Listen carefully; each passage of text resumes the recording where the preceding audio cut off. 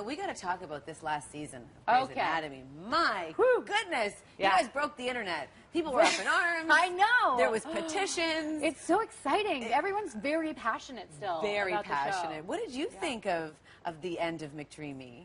Well, I mean, he'll never end in me. I mean, he from the very beginning. I mean, he's such a central part of Amelia's life. He's such a core person in her psychological and emotional life that I think in every season, in every episode for the rest of the show, he's going to be present for her. Yeah. But yeah, I think as a fan, I was like, oh my God, what are we going to do? and then just relating to Amelia and how devastating that loss would be for her. So it was heavy. It was heavy. What are you going to do? Is there any ideas of new cast coming in to kind of fill that void? I don't know exactly what they're doing next year. I know there are going to be new people coming in at some point. No one will ever fill that void. That is always going to be McDreamy. But the show is incredible. It has such a life. I think Shonda Rhimes is such a genius storyteller, and she creates these incredible multi-dimensional characters that you really start to develop relationships with. And so there's this whole clutch of friends now that are like family that are continuing and grieving and coming together and helping each other get through this, and they're falling in love, and you know what I mean? It's almost like showing how life continues and starts to flourish again after you suffer a major loss. And so it's actually it's a really exciting season. Like with Owen. Like with Owen, maybe. We don't know. I was going to say, is that going to end up a happily ever after? I mean, it's Shondaland. So who I don't know if knows? there's ever like a firm happily ever after. True There's enough. always kind of this wild ride. You know, there are enough seeds planted that I think it will be an interesting season, but we don't know. You don't know anything, I guess. Yeah.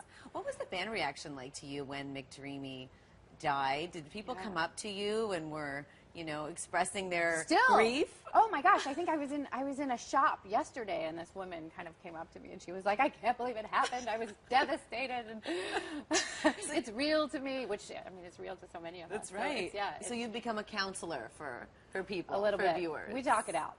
We talk it out. Now, you've been a part of Shondaland, you know, from Private Practice, Grey's Anatomy. Yeah. What do you make of this massive success that's become of Shonda Rhimes? I think, first of all, she's a genius, and she channels something from above. But I think her success is also a huge wake-up call and an indicator to the industry in general and to the world in general that there are stories that we want to hear that weren't being told. And I think that, you know, stories about, that represent, you know, the world as it actually is, including women, including people of color, including, you know, all different people of all different types of walks of life. And I think we were kind of in a situation where a lot of television was this kind of, you know, white upper middle class male, and you didn't see yourself reflected. And so I think she's mirroring us back to ourselves, and it makes us feel very passionate. We're suddenly like, yes, those are my friends. That's my family. I want to be a part of this conversation. And so I think she just showed us what we were craving. I've said it before, I'll watch anything with Shondaland on it now.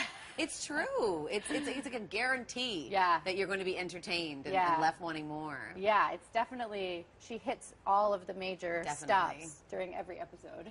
Do you think there's this much sex and angst and love and turmoil in a hospital on any given day? I mean, it's a very high-stakes environment. It is?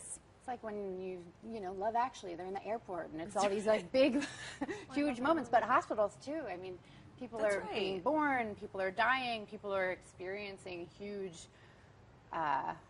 huge change. Yeah. And I would imagine that the doctors too are. Love is everywhere. It is everywhere. The one thing, though, that we often laugh about is that I think if we had been on call for the number of hours that we were often on call for, I wonder if most doctors in trauma hospitals have enough energy for a round in the on-call room. That's right. After working like 3 shifts in a row. True enough.